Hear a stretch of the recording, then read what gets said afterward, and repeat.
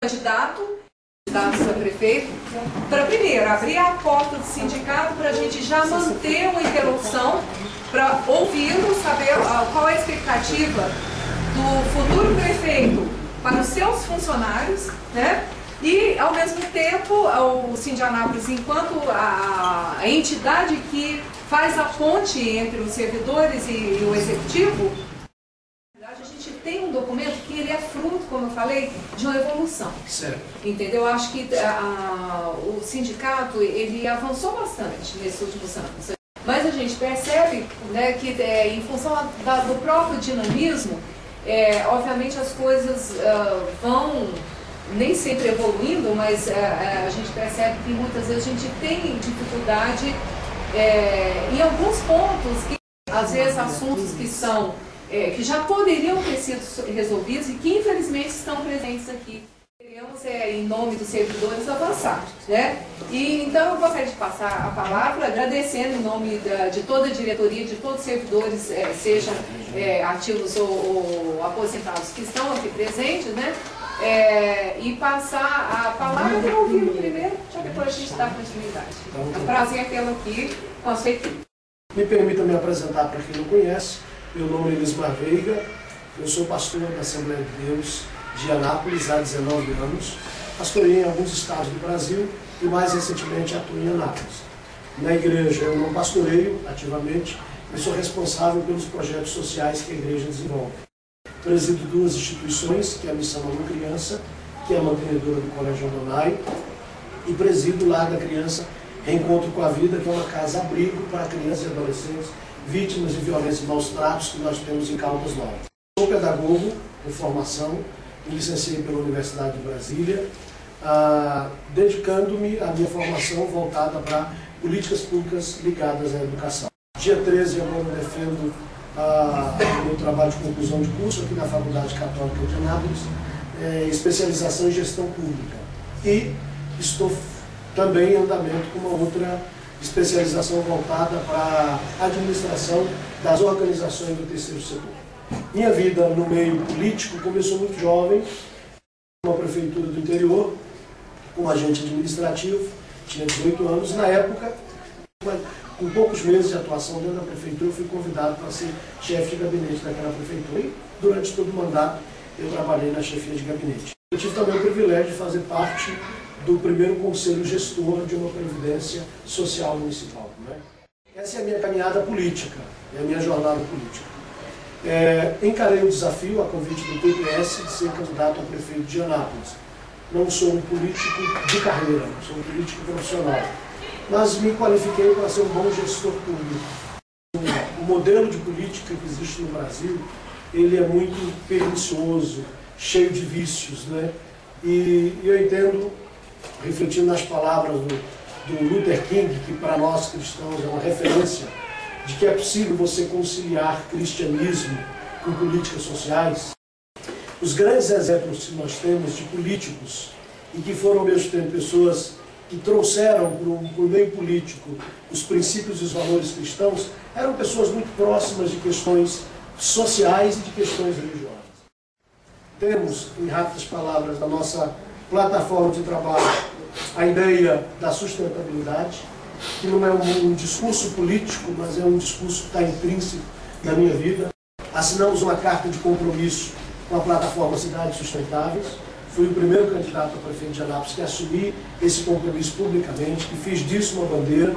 Mais do que um processo eleitoral em si, um objetivo político, é o legado, a mensagem que a gente vai deixar. E esse legado é a ideia do voto sustentável, da sustentabilidade, que é a defesa de uma cidade, de um município que seja economicamente ativo, que seja ecologicamente correto, que seja socialmente justo, que seja politicamente ético, e que seja culturalmente aceito. Que são os 5 pilares universais hoje defendidos pela sustentabilidade. Entendemos que Anápolis é uma cidade hoje economicamente ativa, é uma cidade rica, é uma cidade que arrecada muito para os cofres da prefeitura. A expansão industrial de Anápolis fez dela o maior polo logístico e industrial dentre todas as cidades do interior do centro-oeste brasileiro. Então, se você for pensar em PIB, se você tirar as 3 capitais do centro-oeste, Campo Grande, Cuiabá e Goiânia, A cidade que já vem seguida já é. Então é uma cidade extremamente industrializada. E toda essa riqueza não tem sido convertida em políticas sociais, ou seja, ela não tem sido socialmente justa. Nós temos falhas graves na cidade, eu acho. A cidade ela não é hoje uma cidade ecologicamente correta. Nós não temos em Anápolis, como deveria ter, uma coleta seletiva de lixo. Nós não temos hoje em Anápolis um programa que freie a ocupação desenfreada do solo. Uma cidade que não cuida dos seus mananciais, não cuida das suas nascentes. Então não é uma cidade ecologicamente correta. Também não é uma cidade politicamente ética, especialmente no que diz respeito aos gastos públicos. Nós achamos que não é justo, por exemplo, que certos valores sejam praticados em obras que você vê claramente que não se justificam. Você vai na Praça Bom Jesus e você vê que já foram pagos 2.200.000 reais naquilo ali, mas não se justifica ter gasto 2.200.000 reais. Uma cidade que paga em um só mês 640.000 reais por uma consultoria de contabilidade, isso não é ser politicamente ético, né? Quando uma cidade tem um diário oficial que não é impresso, que é virtual, e a maioria das pessoas não tem acesso à internet, não há uma universalização ainda, então isso também não é ser transparente. Então, sim, mas isso é todos, para ouvir as demandas, para aquilo que for legal, nós nos esforçamos para isso, e há da minha parte toda uma boa vontade nesse sentido, de fazer com que os servidores públicos sejam efetivamente valorizados. Algumas políticas que nós apresentamos no nosso programa e algumas voltadas para os servidores públicos municipais. Dentre elas, nós destacamos 3 questões que eu acho que são fundamentais. Dentre as propostas que nós já apresentamos, é a implantação de uma política de valorização dos servidores efetivos. Nós entendemos que a cidade de Anápolis hoje, a gente vive uma farra de comissionados, cargos comissionados sendo criados aleatoriamente para satisfazer alianças partidárias, né, interesses partidários.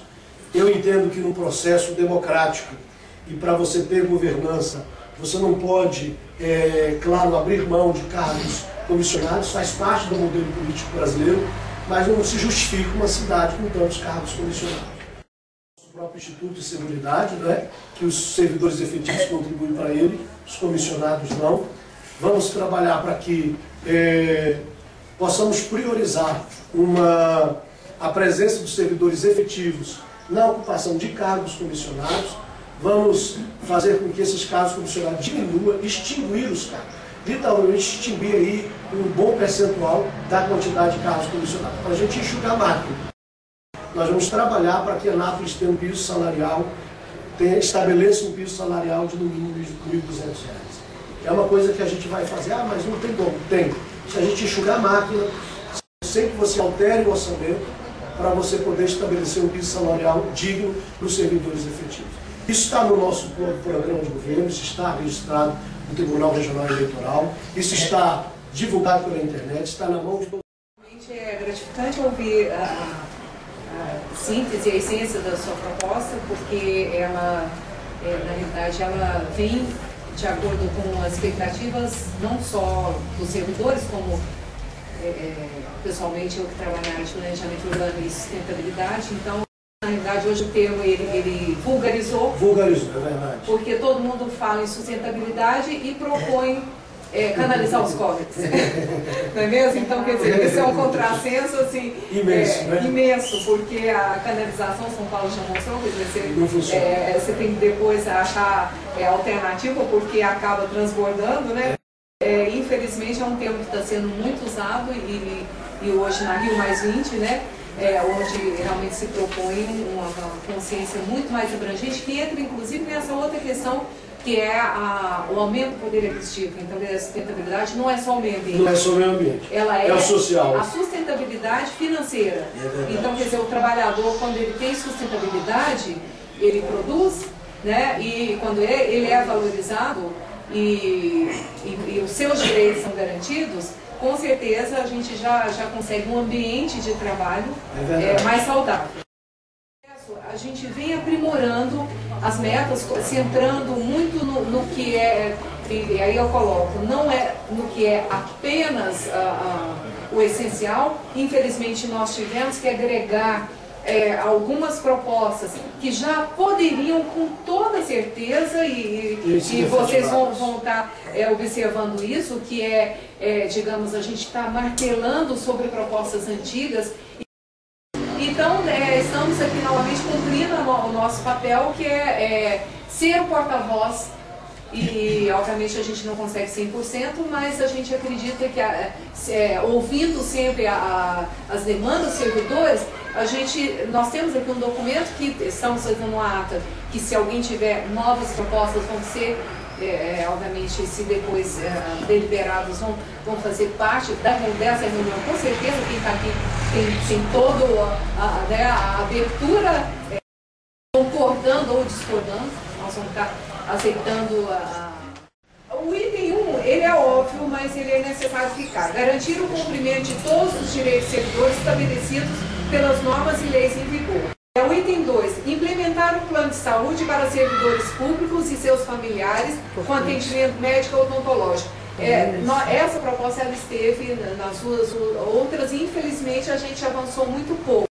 Terceira, defesa da Previdência Pública preservando os direitos adquiridos e pela alteração da Lei 077 de 2003, que é a atual lei do Instituto, que trata do funcionamento do ISA, garantindo a eleição direta do presidente do Instituto pelos servidores ativos, aposentados e pensionistas. A quarta, manutenção do cumprimento da lei orgânica do município referente ao pagamento de salários até o 5º dia útil do mês vencido. A quinta, a alteração da data base para reajuste anual do salário dos servidores para março a partir de 2013, garantindo que o salário base seja sempre igual ou superior ao salário mínimo federal.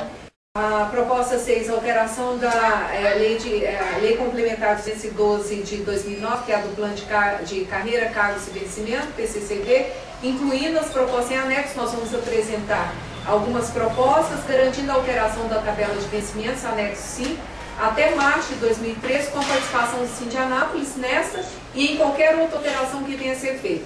Colocamos isso porque, infelizmente, era uma proposta anterior e muitas vezes nós ficamos sabendo das alterações após sancionada. Entendeu? Sem nenhuma discussão. Sem nenhuma discussão.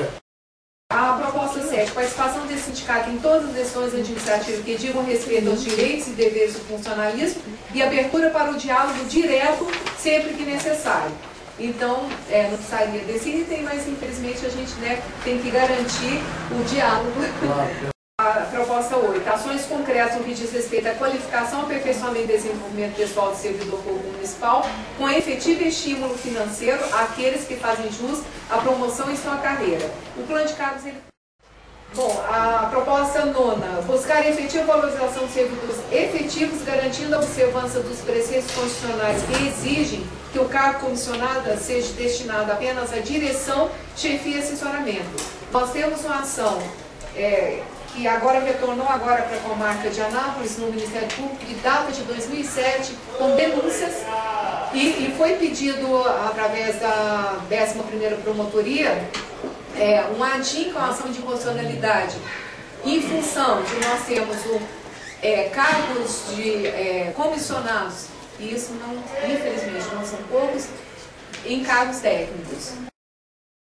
Na minha área, por exemplo, tem advogados, arquitetos, engenheiros, em comissão, eles são cargos comissionados, assinando como cargos técnicos, e ferindo a Constituição. Então, e ganhando mais. 10. Garantir o cumprimento da Lei 212, que garante percentual mínimo de 20% dos cargos em comissão, em todos os níveis, os quais serão obrigatoriamente preenchidos por servidores ocupantes de cargos de provimento efetivo.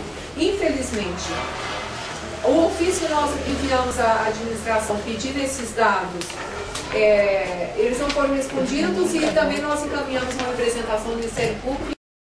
11º, diminuir o número de cargos comissionados e ou terceirizados, priorizando o concurso público para acesso a novos servidores na Prefeitura de Anápolis. Então já tivemos a grata satisfação de ouvir a sua posição sobre isso. 12º, melhoria das condições de trabalho com modernização de equipamentos, instalações físicas e a viabilização de cursos para treinamentos e aperfeiçoamento de servidores. 13º, aquele imediato pagamento de salários atrasados relativos a 1996 e 2000. Eu sinto vergonha e acho que os governantes deveriam sentir vergonha desse item permanecer. Mas, infelizmente, existem servidores que não receberam 96 e 2000. O 14º também é uma briga que tem se estendido pela incorporação das gratificações de horas e essa função gratificada autorizadas pela lei, que nós também sentimos vergonha de ter que colocar esse item, entendeu? Que são processos antigos que têm direito, já foi manifestado com manifestação favorável. 15º, cumprimento da Lei 12.557 de 2011, que garante o acesso à informação a todas as pessoas, garantindo sempre o diálogo à entidade representativa de servidores. Eu também, se eu fosse governante, sentiria vergonha de ver isso como item, né? 16º, respeito às atribuições dos conselhos municipais com caráter deliberativo, garantindo sua efetiva participação nas tomadas de decisões administrativas.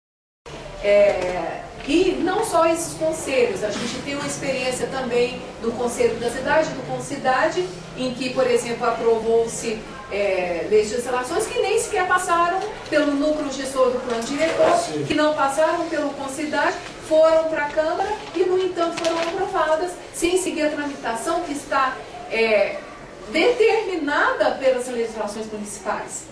Então não tem que questionar, elas já foram aprovadas pelas câmaras, pela Câmara de Vereadores.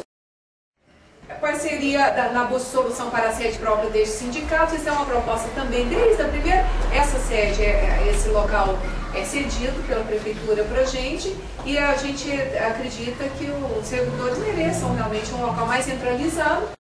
Qual seria dessa entidade com a Secretaria de Esporte para ações conjuntas em prol do lazer de funcionários?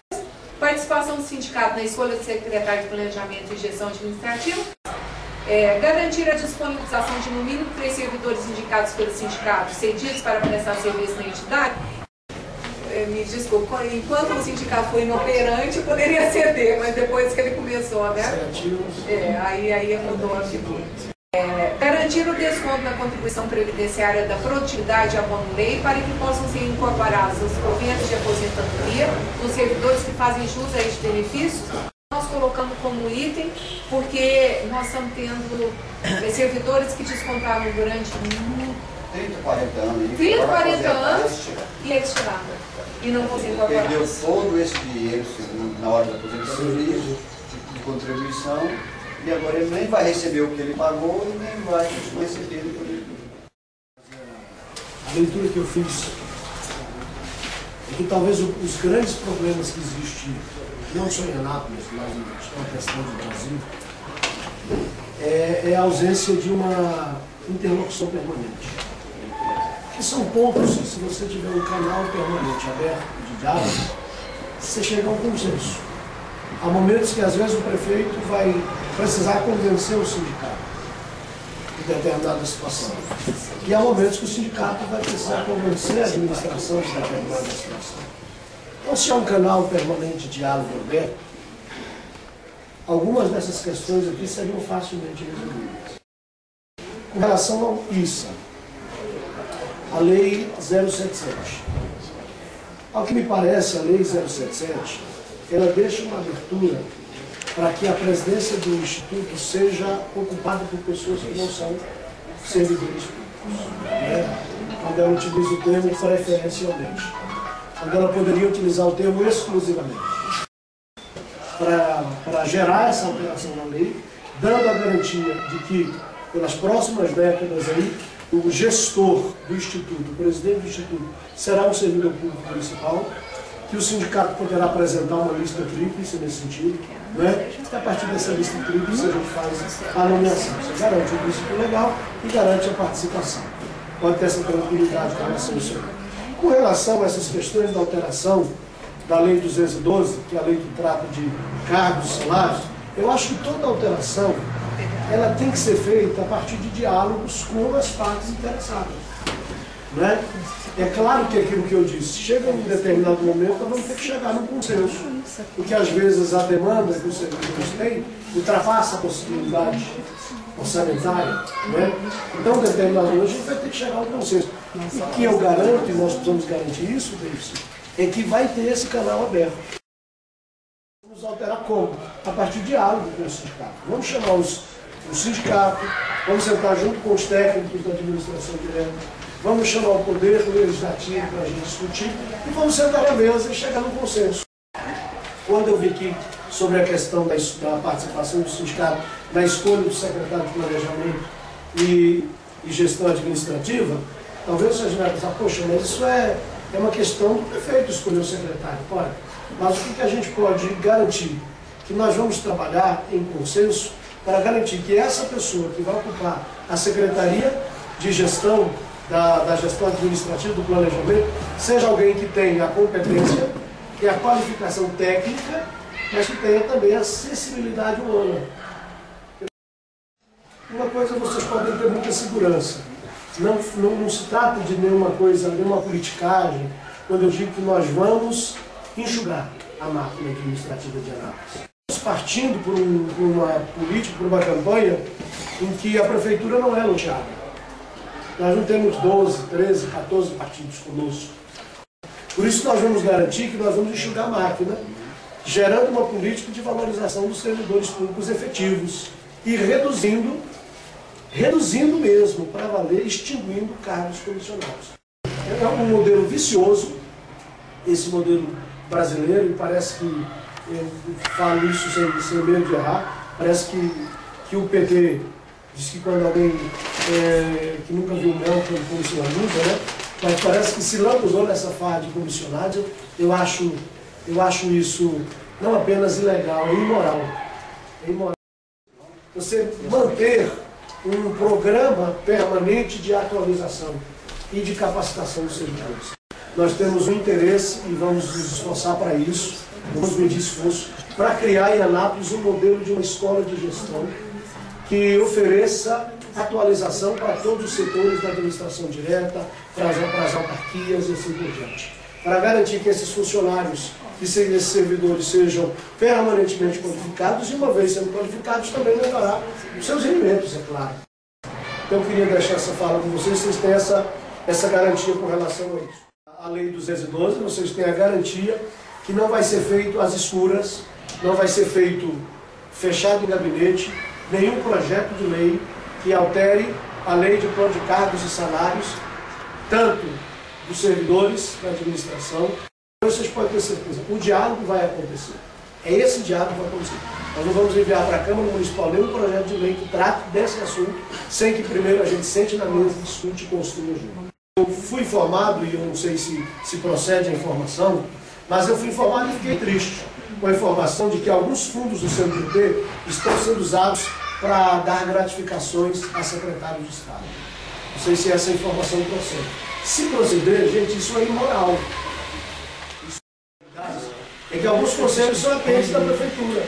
Então os conselhos existem para promover a administração. Acho que não é esse o papel do conselho. Para dar legalidade determinada. Para dar legalidade determinada. A questão também do ISA, que nós vamos agora, se nós conseguirmos enxugar a máquina, diminuindo a quantidade de comissionados, garantindo o piso salarial de R$ 1.200 para os servidores efetivos, e garantir uma política de valorização desses servidores efetivos, quem vai ganhar com isso? É o ISA.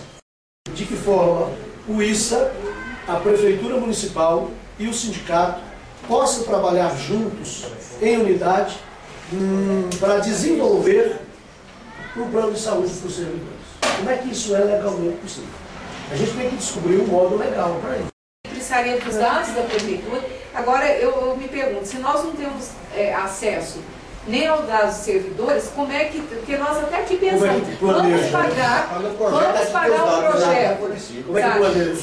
Se os ofícios que são simplesmente dados, por exemplo, esse de 20% que está na lei, nós perguntamos, porque a gente tem informações de pessoas vinculadas ao recurso humano que não chega a 5%, mas nós queremos isso oficialmente. Claro. A resposta que nós tivemos, que sim, que ele está cumprindo. Aí nós pedimos para aprovar.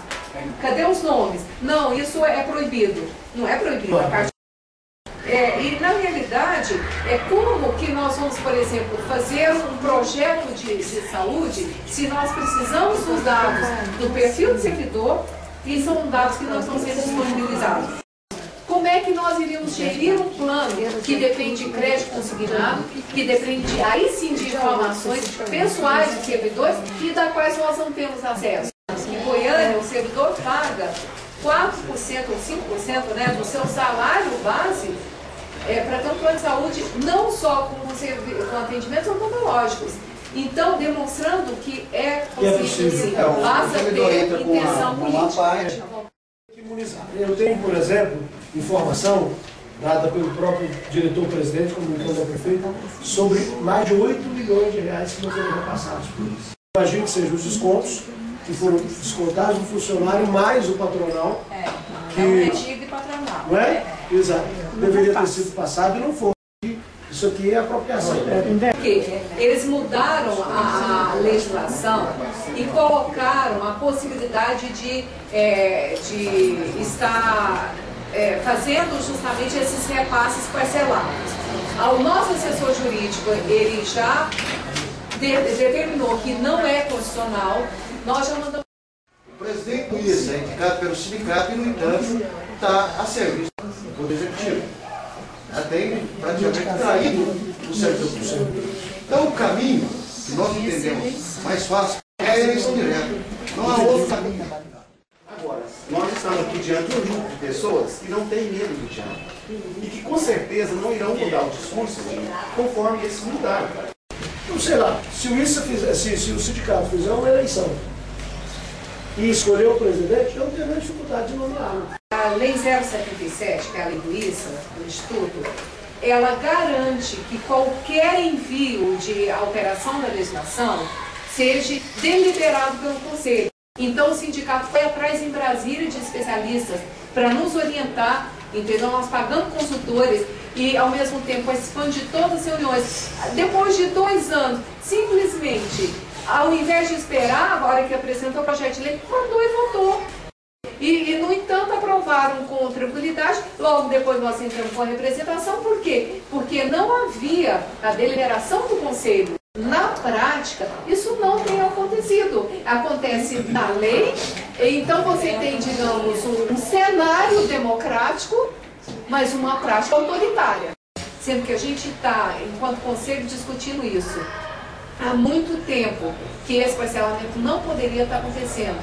Né? Esse repasse ele tinha que ser imediato.